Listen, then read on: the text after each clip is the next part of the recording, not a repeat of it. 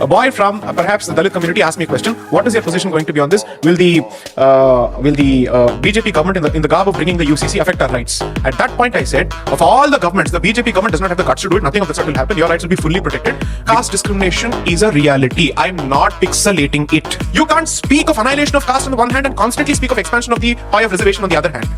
And you can't say that reservation will be given exclusively on birth basis, but you have a problem with Varnashram Dharma on the birth basis. These arguments don't fly. Today you've skewed it so much that the Hindu community is now fighting like rats within itself, amongst itself, as opposed to focusing on external challenges. And that battle has proven itself to be the most important and dangerous battle in the elections of 2024, which according to me is a reflection of the future path of the Congress party. I said this before. They have realized that this is the weak link. They know who does not belong to the Muslim identity. They know who does not belong to the Christian identity. Whereas we are the ones saying, Jo bhi yahan pe paida hua, Hindu hai. So when you speak of caste discrimination, typically the conventional narrative is a one-way street.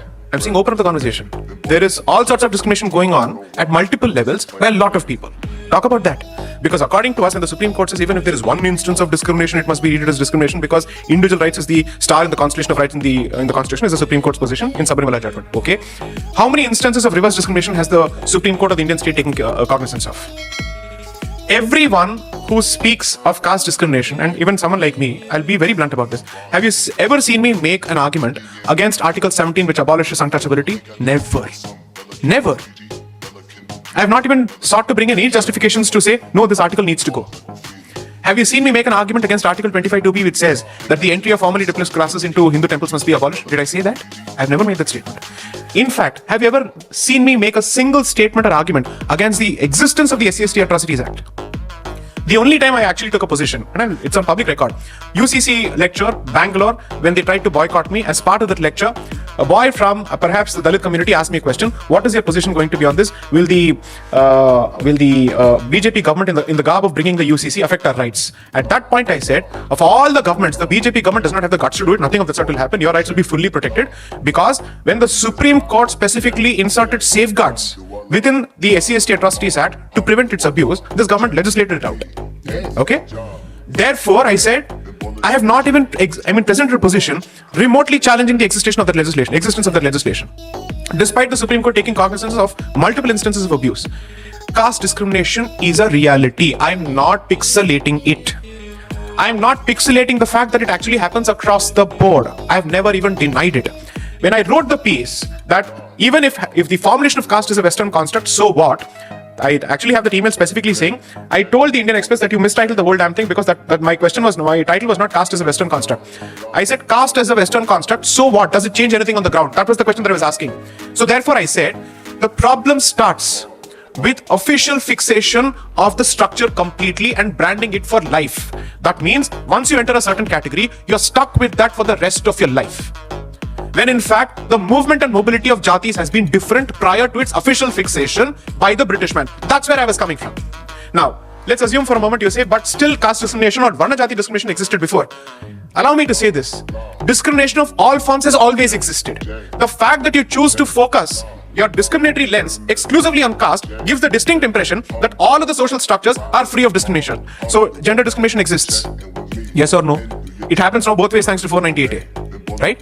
Now in such a situation, shall we destroy the concept of genders altogether? But the left is already doing it, is what I've said. That's what they're saying. Right? Religions also discriminate against each or between each other. For the most part. What do you want to do? Every identity will create the concept of them and us. Then you should have a fundamental problem with the concept of identity itself. Let's start by saying Vasudhaiva Kutumbakam, therefore there's no concept of family also. Because then my family, your family. What are you expected to do? I would have expected the Indian state to hit the reset button on the manner in which Indian social structure has been represented by the colonial establishment in 1947 and change the whole damn thing by saying, present facts, don't pixelate anything, but don't magnify or exaggerate something. That is the position you should have taken. And that goes with the caveat, certainly have the Atrocities Act, certainly have the provision with respect to abolition of untouchability, certainly have the provision with respect to entry of formally displaced classes into temples, have all of that. I will even go to the extent of saying, so for whatever period, reservation as a formula, if it is meant to actually address certain grievances, retain that but don't expand it beyond that. But what has happened over the years after the Mandal Commission? It has only seen the Mandalization of the Hindu community, not consultation of the Hindu community. It hasn't. You can't speak of annihilation of caste on the one hand and constantly speak of expansion of the pie of reservation on the other hand. And you can't say that reservation will be given exclusively on birth basis, but you have a problem with Varnashrama Dharma on the birth basis. These arguments don't fly. That means you will pick and choose a certain argument to hit out at a certain system, but you will retain everything else that you get by way for benefit thanks to the very same system. That can't happen. That can't happen. That means you're therefore saying the existing status quo works fantastically for me because a certain piece of literature helps me constantly guilt trip you, and the benefits that come out of the guilt tripping will continue in the constitutional form. How fair is this?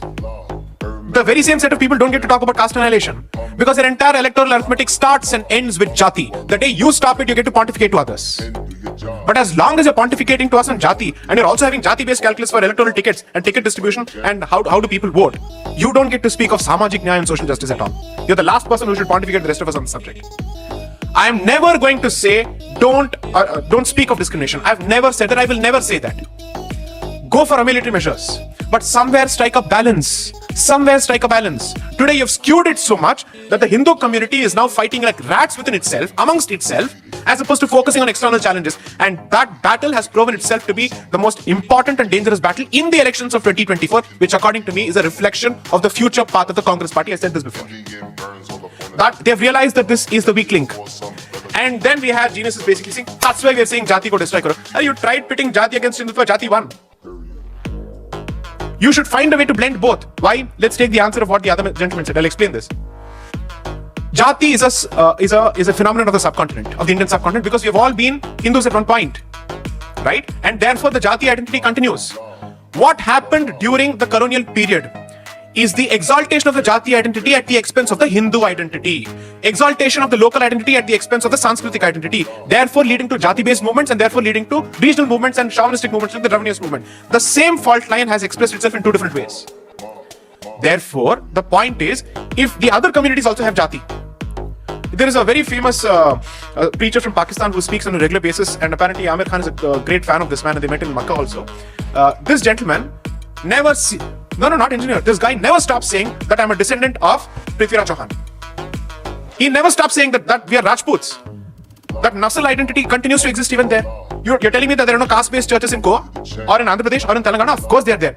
But why is it that they are not suffering from divisions? Because they are not focusing on internal divisions when they're looking at everybody else outside. We have chosen to consciously air internal divisions in public. Fine, go ahead, deal with it. But what you're doing is you're creating enemies within and alienating insiders while constantly welcoming the outsider. And you don't have a clear sense of who the outgroup is. They do. They know who does not belong to the Muslim identity. They know who does not belong to the Christian identity. Whereas we are the ones saying, जो भी यहाँ पे पैदा हुआ हिंदू है, DNA के basis पे. Huh? Fundamental philosophy of psychology. A community is created both by the definition of the in-group and the definition of the out-group, who belongs and who does not belong. You have muddled it fully. Don't hold the community responsible when you continue pushing the very same policy, even after 75 years. You have created a political and an economic incentive to continue exalting the local at the expense of the national and the civilizational. That is the story of post-independence Bharat.